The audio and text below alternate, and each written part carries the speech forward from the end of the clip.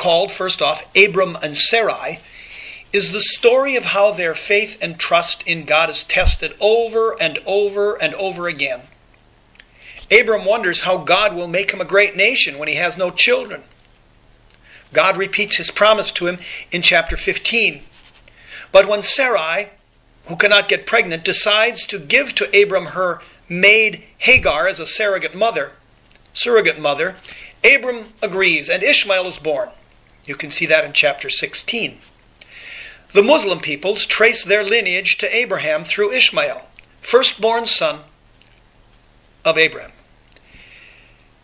Read chapter 17 to see how God renews his covenantal promise and changes the name of Abram and Sarai to Abraham and Sarah. As you read through the Bible, you will see that when a person enters into a new relationship with God, they are given a new name. You will see this also when Jesus calls his disciples, some 2,000 years later. As a sign of this covenant, Abraham and all the males in the clan are circumcised. So circumcision becomes a mark of inclusion into the chosen people of Israel. In Genesis 21, God's promise of a family for Abraham and Sarah is finally fulfilled in the birth of a son. He is named Isaac, a name which means laughter, or maybe even laughing boy. Because when God's messenger told Sarah that at 90 she would give birth, what else could she do? She laughed. Maybe she laughed so she wouldn't cry. Genesis 18 tells the story. The birth of Isaac creates tension in the family, because now who will be the rightful heir of Abraham? Isaac, son of Sarah, or Ishmael, son of Hagar?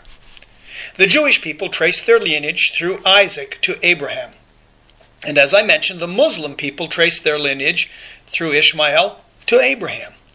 The tension revealed in these old stories continues to be lived out in the Middle East every day. So, at last, in their old age, Abraham and Sarah are blessed with the long-promised son. At last, God's promises appear to be coming true. Then, bang! We run into Genesis 22, one of the Bible's scary and enigmatic, puzzling stories. God commands Abraham to sacrifice his son on an altar on top of a mountain.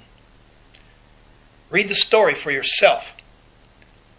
Can you feel the dramatic power as the narrative slows down near the climax of the story?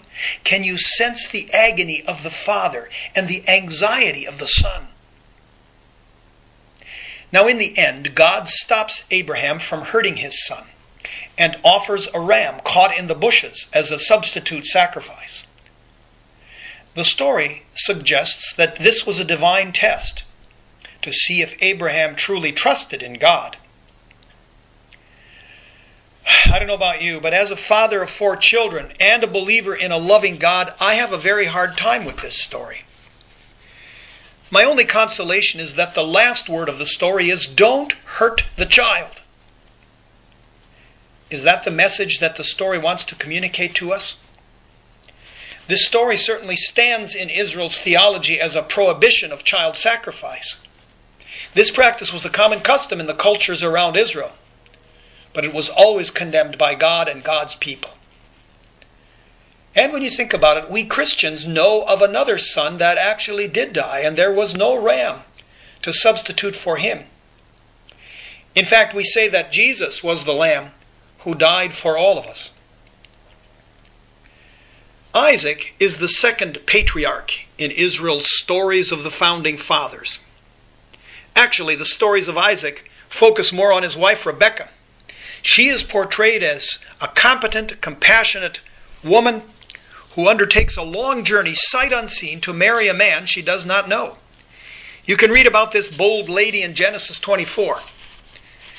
Let's remember that God's promise was that through this family and its descendants, God intended to bless the entire race.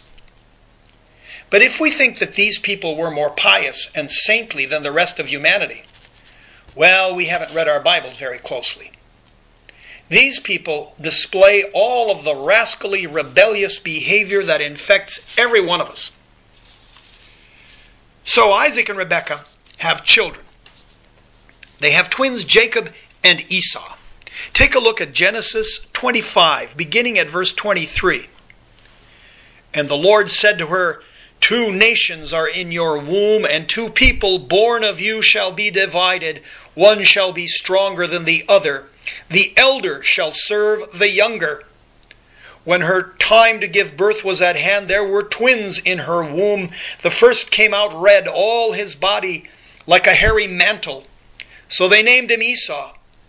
Afterwards his brother came out with his hand gripping Esau's heel.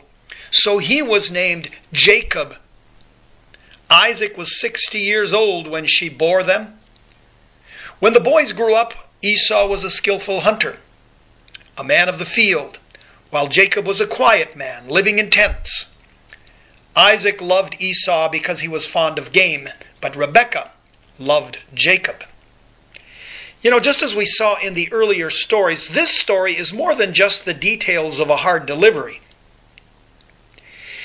It points to historical divisions between 2 different ways of life, the hunter versus the shepherd.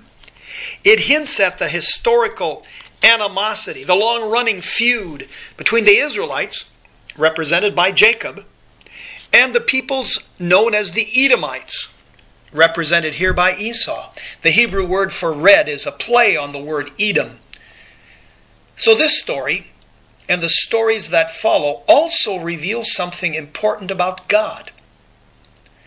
God often subverts human traditions in order to get God's will done. The tradition of the time said that the eldest son would carry on the family's legacy and inherit the family's wealth, and logically carry forward the family's blessing.